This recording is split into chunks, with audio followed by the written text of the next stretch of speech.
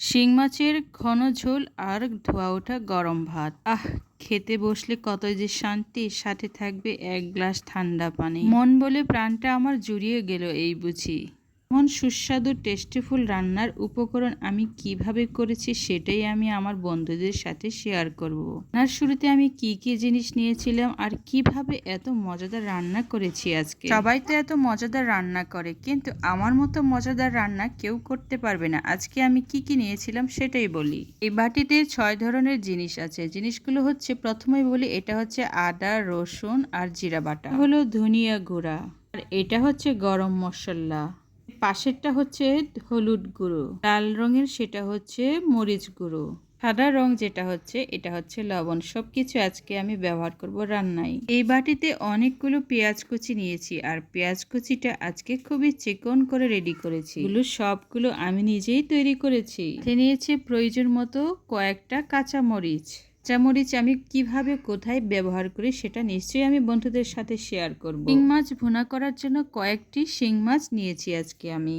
এগুলো বড় আকারের শিং মাছ, 5টি শিং মাছ। মাছের রগ কিভাবে কাটতে হয় আর কোথায় থাকে এই রগগুলো অনেকেই জানে না, আজকে আমি বলি। মাছের রগগুলো লম্বাভাবে সাধারণত পিঠের উপরিভাগে 2 সাইডে থাকে, আর এগুলো আমি পরিষ্কার করার সময় প্রতিবারই এটা 2 সাইডে ভাঁজ করে আমি ফেলে দিই। এই লম্বা রগগুলো অবশ্যই খাওয়া যায় না, এটা ফেলে দিতে হয়। এগুলো আমি ভালো করে ধুয়ে এবার সাইজ করে নিয়েছি রান্নার উপযোগী করে। আমি আমার রান্নার উপযোগী প্রয়োজন মতো করে 3 টুকরা করে নিয়েছি একটি পিস মাছ। প্রতিটি মাছের মধ্যে এত বড় বড় ডিম ছিল, আমি খুব সযত্নে ডিমগুলো তৈরি করে রেখে দিয়েছি। মাছগুলো যখন আমি রেডি করছিলাম একটা ডিমও নষ্ট হইতে দেয়নি। সবগুলো ডিম এখনো অক্ষত আছে, একবারে টাটকা। কিভাবে এখনো দেখতে খুব সুন্দর লাগছে। এমন ভাবে সুন্দর তৈরি করার জন্য নিজস্ব একটা হাতের আইডিয়া আছে। কিভাবে সমস্ত কিছু রেডি করলাম সবকিছুই আমি বন্ধুদের সাথে শেয়ার করে বললাম। আমি গরম করার মধ্যে তেলটা ঢেলে দিয়েছি, আর পর্যাপ্ত গরম হওয়া পর্যন্ত একটু পরেই আমি লবণ ছিটা দিয়ে দিব। যারা আমার ভিডিওটি রেগুলার দেখেন তারা অবশ্যই বোঝেন যে আমি কি কারণে লবণটা ছিটে দিই। তারপরও আজকেও বলি, গরম তেলের মধ্যে এই লবণ ছিটে দেওয়ার উপকারিতা হচ্ছে তেল কতটুকু গরম হয়েছে সেটার অনুধাবন করা। তো গরম তেল পেঁয়াজ ভাজার সময় গায়ের দিকে ছিটে না আসা, এর দুটো উপকারিতা পেয়েছি আমরা। তেলের মধ্যে এইবার পেঁয়াজগুলো আমি সম্পূর্ণ দিয়ে দিলাম। এটা এখন আমি ভাজা ভাজা করে নেব। পেঁয়াজগুলো ভালোভাবে নেড়েচেড়ে ভাজার জন্য আমি একটা চামচও ব্যবহার করব। রান্নার তেল আজকে আমি পর্যাপ্ত পরিমাণে ব্যবহার করছি আমার পছন্দ মতো। আর যদি ইচ্ছে হয় তাহলে আপনি আপনার প্রয়োজন মতো বেশিও ব্যবহার করতে পারেন। আমি মনে করি পরিমাণ মতো ব্যবহার করাটাই বেশি স্বাস্থ্যকর। তো ভালোভাবে উল্টে পাল্টে ভেজে নিচ্ছি, আর যতক্ষণ না এইভাবে ব্রাউন কালার হচ্ছে ঠিক ততক্ষণ পর্যন্ত পেঁয়াজগুলো ভেজে নেব।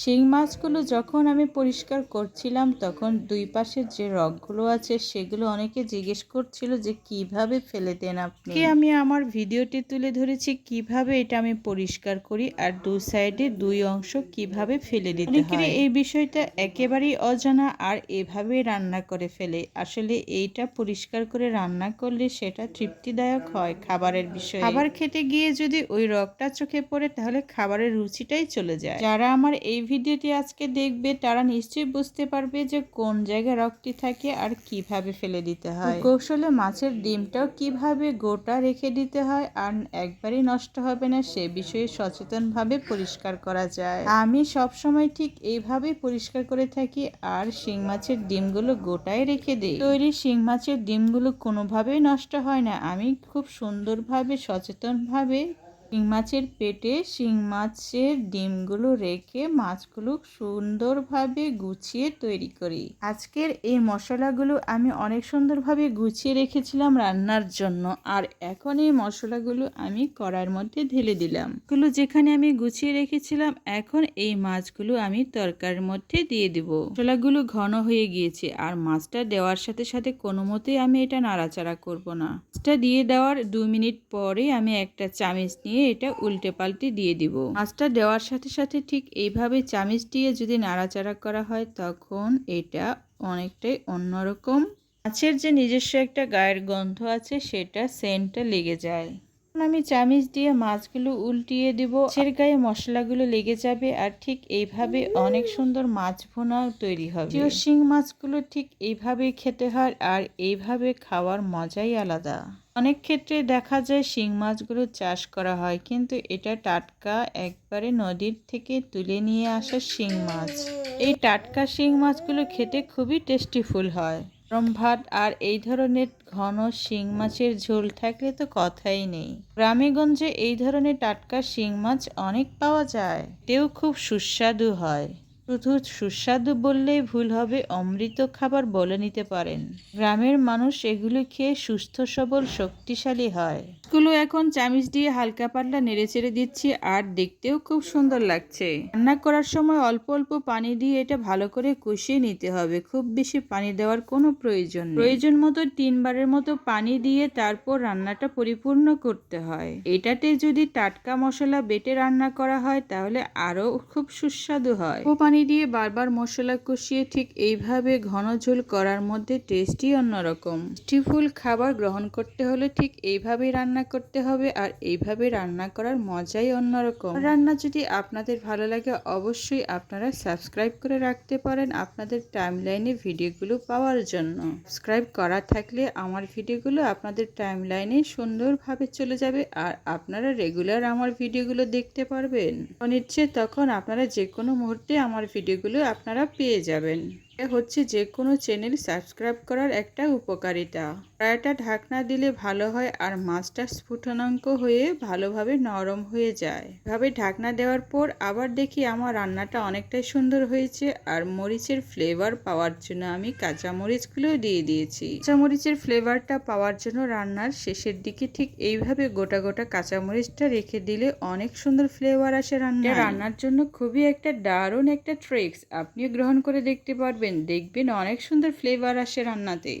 কাঁচামরিচের ঝাল আপনার পুরো রান্নায় ছড়িয়েও পড়বে না, আবার খুব বেশি নরম হয়ে গুলেও যাবে না। রান্না হওয়ার পর গোটা কাঁচামরিচ আপনি ভাতের সাথে ঠিক এমনভাবে কামড়েও খেতে পারবেন খুব মজা করে।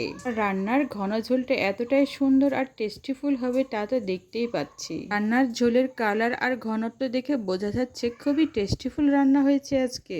হওয়ার সাথে সাথে আজকে গরম ভাত দিয়ে খেতে হবে শিং মাছের ঝোল। আমার এতটাই ভালো লাগে, এতটাই প্রিয়। শিং মাছের ঝোল গরম ভাত দিয়ে খাওয়ার টেস্টটাই অন্যরকম। গরম গরম খেতে চাইলে ঠিক এইভাবে গরম গরম রান্না করে গরম ভাত দিয়ে খেতে হয়। মাছের ঝোল গরম অবস্থায় যে টেস্ট পাওয়া যায় ঠান্ডা হলে সেই টেস্ট থাকে না। গরম গরম আপ্যায়ন করতে হয় নিজের পেটের জন্য আর পরের পেটের জন্য। এইবার রান্না হওয়ার সাথে সাথে আমি নিলাম ডিমওয়ালা একটি মাছের অংশ।